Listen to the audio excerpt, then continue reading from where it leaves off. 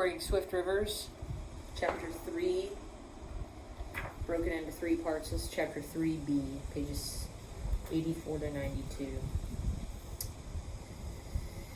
Years afterward, Chris could have drawn an exact map of that twisting waterway with every pool where the logs tarried and lagged, every bar where they stuck fast, every rapid where they jammed and were forced onward by sheer strength of will in a furious avalanche of hurtling black bodies. Sometimes he and Eric Knudsen traveled together, sometimes many miles apart, one at the head, one at the tail of the long, floating army. At first, Knudsen paddled behind in the canoe which they had secured for the journey, but there was a day when the light craft was caught between 2 shouldering white pine trunks and crushed like a robin's egg, depositing both travelers in the icy stream. Later, they used a dangerously large proportion of grandfather's money to buy another boat, a stout wooden vessel 2 or 3 times the length of the canoe, which the owner called a wanigan. In this, they carried their scanty supplies and rowed after the trail of logs. Or Knudsen navigated alone, while Chris tramped far ahead to keep abreast of the swimming leaders of his scattered company. Long after, he could close his eyes and see just how the treetops, swelling with spring buds, looked against the red of the morning sky, how the glittering frost lay upon fields of old stubble, how a silver bloom would show on the round green hilltops when a shower of rain was coming. He was always wet and nearly always hungry. There was one day when he and Eric Knudsen were delayed by a lashing storm of spring rain, when the wind was so high that the logs could only churn and plunge in the long pool of the river where there was not enough current to float them away. It seemed to Chris that he waited interminable ages, lying under the shelter of the upturned wanigan, overcome on his own part by an inward tempest of weariness and despair. Everything was against him, his own inexperience, time, the very elements themselves of wind and water. How could he hope to fight them all? And when he came to the cities and the markets, what could a boy from the hills do against the greediness or enmity of the men with whom he must trade? But there was grandfather waiting at home, waiting and believing in him. There was the desperate necessity of his finding success at the end of his quest. If he were to return in time to bring help and comfort to grandfather's old age, he had to win. He could win. The rain and wind abated a little. It was time for him to go forward once more. He and Knudsen slept anywhere they could, mostly in the open, occasionally in farmhouses along the way, where some friendly woman would dry their clothes and feed them with her best. They had long since left behind them the familiar miles of the mountain valley. The river was widening. The farms were more frequent and stretched level on each side of the stream. It was surprising to Chris to meet strange faces, when all his life he had been accustomed to knowing everyone with whom he came in contact. Sober-faced men gave him counsel concerning some perils unknown to the friendly, honest community from which he had come. It seemed that pioneer life bred 2 sorts of men, and only 2, honest and dishonest. There were those who toiled early and late to win a living from the wilderness. There were those whose sole livelihood was found by preying upon the industrious and thrifty. Desperados who could not soil their hands with real labor. In a region where a family's hoarded savings were kept in some secret place behind the chimney or under one of the stones of the hearth, it was no very unusual thing to hear of a stranger or 2 strangers as coming to ask for lodging for the night and leaving before the dawn with all that desperately won wealth in their pockets, and often with the blood of the whole household upon their hands. Chris remembered that nick in the handle of the scythe at home and grew thoughtful as he trudged along the riverbank. He had progressed many miles ahead of Eric Knudsen on a certain warm spring day. It had been very hot at noontime, and he had lingered a little as he stopped to eat the bread and cheese in his pocket, supplied to him at the last farmhouse. He hoped that Knudsen would overtake him with the boat before nightfall, but feared that some logs going aground in a sandy bend had delayed his companion too long. When evening came, Chris broke off his journey, still hoping that Knudsen would come into view, rowing down the river amongst the last of the flotilla. There was no farm within sight, only long woodland stretches of low ground with a crooked trail, grass grown and sparsely traveled, struggling through the empty waste.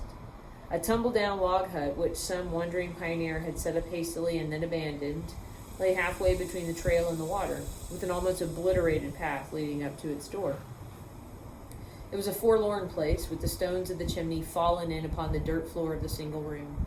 But the heat of the day and the rolling thunderheads, which had lifted above the horizon at sunset, gave promise of rain, so that even this dilapidated roof offered shelter not to be disdained. Since the night air was chilly when the sun was gone, Chris, with some effort, kindled a little fire on the broken hearthstones. There was no glass in the small window, which afforded sufficient draught to carry away most of the smoke.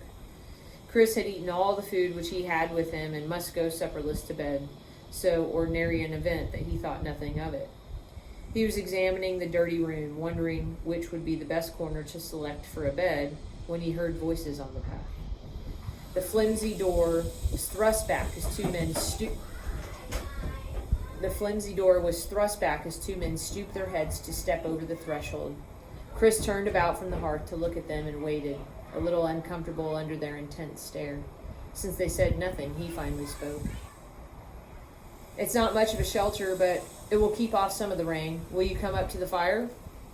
There seemed to him nothing very notable about his pair of travelers, except for the fact that they stood looking at him so steadily and did not come forward to the warmth of the blaze. One was smaller than the other and neater in his dress. They were both travel-worn and dusty, and both had the dark color of long-continued sunburn. The biggest one shifted his feet and stared silently at Chris, while the other spoke in a light, dry voice rather different from anything the boy had ever heard. "We won't stop, I thank you, though you do seem to have found a snug little place for the night. We're looking for a fellow. We thought when we saw your light that he might have come in here. Have you met up with anyone coming along this trail, youngish, a year or two older than you, perhaps?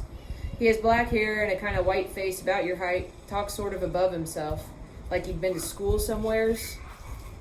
Chris had encountered no one in the last half day of his journey and told them so.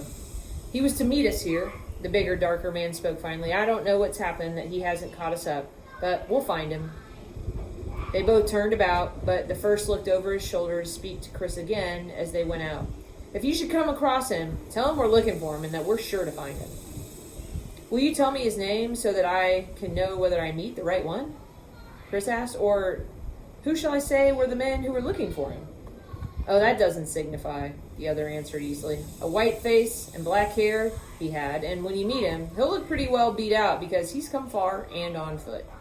You can tell him we've gone ahead slowly, but we're still in the neighborhood. Buying cattle we are," he concluded in an explanation, "and traveling through the country. We're sure to find him somewheres."